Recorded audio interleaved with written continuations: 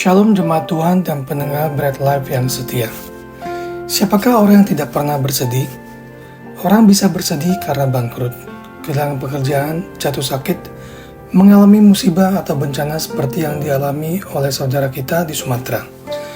Kesedihan manusia jelas bisa membuatnya lemah, putus asa ataupun depresi. Apalagi jika ada masalah yang besar yang kelihatannya tidak mungkin bisa diatasi. Sudah tentu penderitaan mereka bukan hanya dalam hal fisik dan materi, tetapi yang lebih sukar ditangani adalah penderitaan moral atau rohani. Bagi mereka yang percaya pada adanya Tuhan, keyakinan bahwa Tuhan dapat melihat apa yang terjadi pada diri manusia mungkin membuat mereka bertanya-tanya, apakah Tuhan bisa merasa sedih seperti manusia? Jika Tuhan memang bisa merasa sedih, apakah Ia bisa berbelas kasihan kepada mereka yang mengalami kesusahan dan kemudian berbuat sesuatu untuk mereka? Kesusahan, penderitaan, dan kesedihan dapat dialami juga oleh orang percaya. Bisa jadi di bulan Desember atau Natal ini sedang mengalami situasi tersebut. Beberapa di antaranya ada yang sedang sakit fisik, sakit secara emosi, maupun mengalami situasi keuangan yang tidak stabil, dan mungkin juga sedang mengalami musibah atau bencana. Hal-hal yang demikian dapat membuat seseorang menjadi kehilangan sukacita dan merasa Natal menjadi biasa-biasa saja. Oleh sebab itu, orang percaya perlu mendasari sukacita Natalnya dengan benar, sesuai dengan konteks yang sebenarnya terjadi. Dalam Lukas 2 ayat 8-20, didapati para gembala memiliki sukacita yang luar biasa. Dapat kita baca di ayat 20. Lalu, apa yang mendasari mereka bersukacita? Tentu kita semua tahu bahwa gembala merupakan pekerjaan bagi lapisan masyarakat bawah.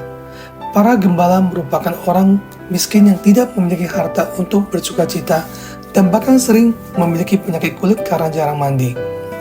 Gembala merupakan profesi hina yang disepelekan dan dianggap rendah.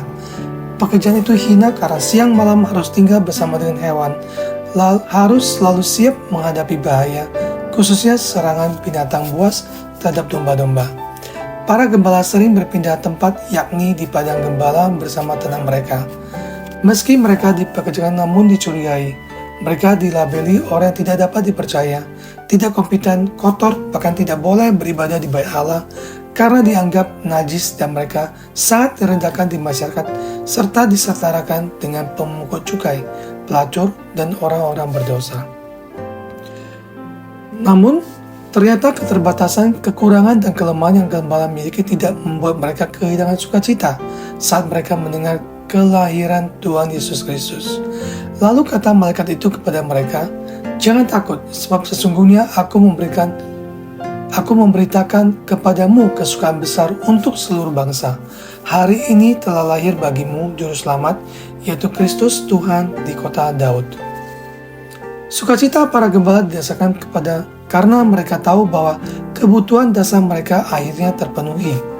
Bukan tentang jasmani, tetapi tentang hidup kekal di dalam surga.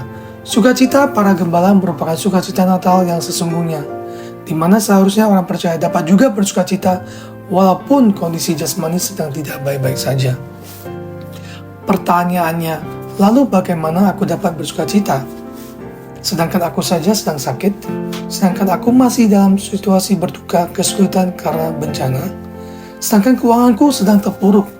Jawabannya, tetaplah bersukacita dengan menaruh iman percaya kepada Tuhan bahwa yang sakit akan disembuhkan, yang sedih akan dipulihkan, dan yang kekurangan akan diberkati.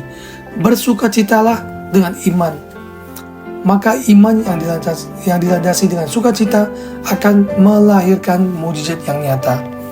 Oleh sebab itu, tetaplah bersukacita pada Natal kali ini walaupun kondisi jasmani sedang tidak baik-baik saja. Taruhlah sukacita kita pada Tuhan Yesus saja karena Dialah sumber sukacita yang murni dan yang tak teralihkan. Jemaat Tuhan dan pendengar Bread Life yang setia, para gembala bukanlah orang-orang fasih yang budi bahasanya halus dan religius. Mereka bukanlah para pedagang yang kaya, dan tidak seperti orang-orang Majus datang dengan membawa persembahan emas, kemenyan, dan mur. Orang-orang ini tinggal di bawah bintang di langit dengan hanya memiliki pakaian pada tubuh mereka, sebuah tongkat untuk menuntun domba, dan sebuah batang kayu untuk berjaga-jaga. Yang paling diinginkan oleh Allah adalah satu hal yang mereka harus persembahkan, yaitu diri mereka sendiri. Kesukaan terbesar para gembala dalam menyambut Natal adalah dengan memberikan persembahan dirinya sendiri. Dan itulah persembahan yang hidup, yang kudus, dan yang berkenan kepada Allah. Selamat menikmati perjumpaan dengan Allah, sebab hal yang paling diinginkan oleh Allah adalah persembahan hidup, yaitu diri sendiri. Salam sehat jasmani dan rohani. Tuhan Yesus memberkati. Amin. Merdeka!